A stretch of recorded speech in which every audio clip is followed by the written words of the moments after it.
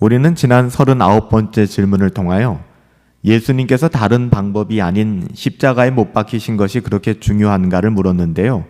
당연하죠. 중요합니다. 십자가의 죽음이라고 하는 것은 하나님께로부터 저주를 받은 죽음이었기 때문에 예수님의 그 십자가에서 죽음은 바로 죄인인 내가 받아야 될 저주를 우리 예수님이 대신 짊어지셨다라는 그런 확신을 주기 때문이에요. 그래서 우리는 십자가를 바라볼 때마다 우리의 죄를 볼 수 있어야 되고, 십자가를 바라볼 때마다 우리를 사랑하사 우리를 위하여 죽으신 주님의 그 은혜를 기억할 수 있어야 될 것입니다. 오늘 40번째 질문은 왜 그리스도께서 자신을 죽음까지 낮추셔야만 했나요? 라고 묻고 있는데요. 하나님의 공의와 진리가 바로 그것을 요구하기 때문입니다. 하나님의 아들의 죽음만이 우리의 죄에 대한 하나님의 공의를 만족시킬 수 있기 때문이죠. 하나님의 의로움에 따라 죄인은 반드시 죽어야만 합니다. 하나님의 의로움은 죄를 용납할 수 없기 때문이에요. 그리스도께서 나타나신 것은 우리의 죄를 대신하여, 우리를 대신하여 하나님의 이런 심판을 대신 감당하시기 위함, 우리를 구원하시기 위함이었죠. 이것은 하나님의 공의를 충족시키는 데 있어서 절대적으로 필요한 것이었고, 왜냐하면 누군가가 그 죄에 대한 대가를 지불해야 되기 때문인데, 그 대가 지불은 죽음이었기 때문에 그래요. 사망이었기 때문에. 그리스도는 우리를 위하여 하나님의 공의를 만족시키기 위하여 십자가에서 죽으신 거예요. 로마서 5장 8절에 보니까 우리가 아직 죄인 되었을 때에 그리스도께서 우리를 위하여 죽으심으로 하나님께서 우리에 대한 자기의 사랑을 확증하셨느니라 라고 기록하고 있습니다. 하나님의 공의는 결코 죄를 용서하거나 간과할 수 없기 때문에 죄의 대가를 요구하였고, 그로 말미암아 우리의 중보자 되신 예수 그리스도께 그리스도의 죽음을 하나님의 공의가 요구하였던 것입니다. 하나님의 공의는 죄에 대하여 죽음으로 심판하는 거예요. 로마서 6장 23절 말씀에 보면 죄의 대가, 죄의 삭은 사망이요 하나님의 은사, 하나님의 선물은 그리스도 예수 우리 주 안에 있는 영생이다 라고 기록하고 있어요. 우리가 창세기 2장 17절에 가보면 선악을 알게 하는 나무 열매는 따먹지 말아라 라고 말씀하셨고요. 내가 그것을 먹는 날에는 반드시 죽을 것이다. 하나님의 공의는 죄에 대하여 반드시 죽을 것이다 라고 말씀하고 있습니다. 이방인의 경우에도 양심의 율법이 새겨져 있기 때문에 죄에 대하여 죽음의 심판이 너무나도 당연한 것이고 피해갈 수 없는 거예요. 따라서 그리스도께서는 선택된 죄인들, 하나님의 자녀들을 대신하여 하나님의 공의를 만족시키기 위하여 십자가에서 죽으셔야만 했던 것입니다. 그리스도의 죽음 외에, 그러니까 그리스도의 죽음 외에 다른 방법으로 죄를 속할 것은 없습니다. 그리스도의 죽음 외에 죄를 속할 다른 방법이 없기 때문에 우리 예수님께서는, 하나님께서는 하나님의 그 모든 것을 버리시고 인간의 몸을 입고 이 땅 가운데 오셔서 자신의 죽음을 통하여 우리를 구원하신 것이죠. 자신을 죽음에 이르기까지 순종하여 우리에게 구원을 허락하여 주신 것입니다. 왜냐하면 하나님의 진리가, 하나님의 공의가 그리스도의 죽음을 요구하였기 때문에 그래요. 하나님의 아들이 우리의 죄를 위하여 죽으시는 것은 이미 구약에 예언된 사건입니다. 그것은 말씀으로 분명하게 예언되었죠. 시편 18편 또 22편 이사야 53장에 가보면 이런 내용들이 부인할 수 없을 만큼 너무나도 분명하게 예언되어져 있습니다.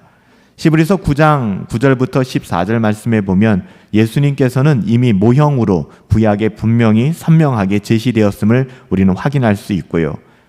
예수님께서는 선택된 하나님의 자녀들의 죄를 위하여 죽으셔야만 했고, 이것은 하나님께서 이미 하나님의 자녀들에게 언약으로 약속한 내용들이었습니다. 따라서 예수님께서는 그 자신의 몸을 들여 희생제사로 자신을 하나님 앞에 올려드려야만 했던 것이죠. 에베소서 5장 2절 말씀에 보니까 그리스도께서 너희를 사랑하신 것 같이 너희도 사랑 가운데 행하라. 그는 우리를 위하여 자기를 버리사 향기로운 제물과 희생제물로 하나님께 드리셨느니라 라고 기록하고 있어요. 예수님께서는 제자들이나 베드로나 천사들에 의해서 마지막 십자가 그 죽음의 순간을 모면하지 않으셨습니다. 있는 그대로 십자가를 받아들이셨죠. 왜냐하면 성경의 약속이 이루어지게 하기 위함이었어요. 예수님께서 십자가에서 죽으시는 그 사건, 아니 더 나아가 예수님께서 이 땅 가운데 오신 목적이 십자가에서 죽으시고 그분의 대속의 죽음으로 말미암아 우리를 구원하시기 위함이에요. 그래서 예수님께서는 사람의 힘이나 그 어떤 권력에 의해서 그 죽음의 순간 구출되기를 원치 않으셨던 것이죠. 있는 그대로 십자가를 감내하셨던 것입니다. 따라서 그리스도의 죽음의 능력과 효력은 오직 하나님의 선택된 백성들에게 유효한 것이고요. 진정한 신자들에게만 유효하다는 거예요. 믿음으로 말미암아 그 예수 그리스도를 나의 구원자와 주님으로 믿고 순종하며 따라가는 하나님의 자녀들에게 십자가의 능력은 우리의 구원의 효력이 되는 것입니다. 은혜의 언약 안에는 구속과 죄의 용서가 약속되어져 있어요. 그리스도는 자신의 죽음으로 이것을 확증하셨죠. 하나님 아버지께서는 그리스도에게 죽을 것을 명령하셨고 그리스도께서는 기꺼이 순종하셨습니다. 그리스도는 이것을 아버지께 약속하였고요.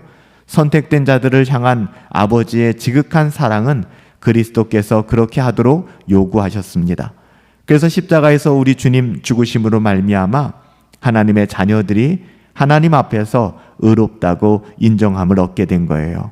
하늘 영광 버리시고 너희 안에 이 마음을 품으라 곧 그리스도 예수님의 마음이니 그는 근본 하나님과 본체 동일하시지만 그 모든 영광을 버리고 인간의 몸을 입고 이 땅 가운데 오셔서 십자가에서 죽으셨잖아요. 왜 그렇게 죽기까지 낮아지셨을까? 그 이유는 하나님의 공의를 만족시키기 위하여, 하나님의 공의에 대하여 죽을 수밖에 없는 우리를 위하여 그 공의를 대신 만족시키사 우리를 하나님의 자녀 삼아 주시기 위하여 예수님께서는 낮아지신 것입니다. 우리 또한 그 예수님을 믿는 사람들이고 예수 안에 거하는 사람들이잖아요.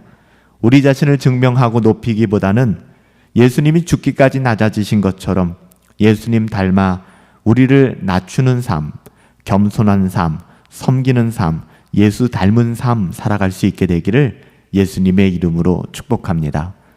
살아계신 아버지 하나님, 예수님께서 자신을 죽기까지 낮추신 그 이유가 무엇인지를 다시 한번 깨닫게 됩니다. 하나님의 공의와 진리는 우리가 하나님 앞에 죽을 수밖에 없음을 분명하게 드러내고 있는데 우리 주님께서는 우리의 죄를 위하여 우리가 하나님의 공의와 진리 가운데 죽을 수밖에 없었는데 그 공의를 만족시키기 위하여 주님께서 죽기까지 낮아지셨음을 다시 한번 깨닫고 감사하게 됩니다.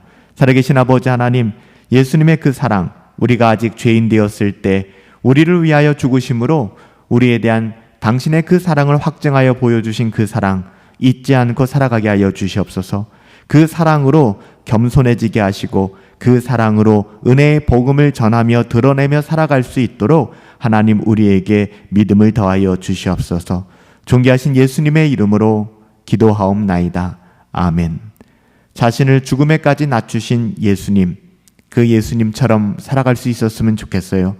오늘 하루도 우리 자신을 증명하고 우리의 어떠함을 드러내고 살아가기보다는 예수 그리스도의 은혜를 드러내며 누리며 살아갈 수 있게 되기를 예수님의 이름으로 축복합니다.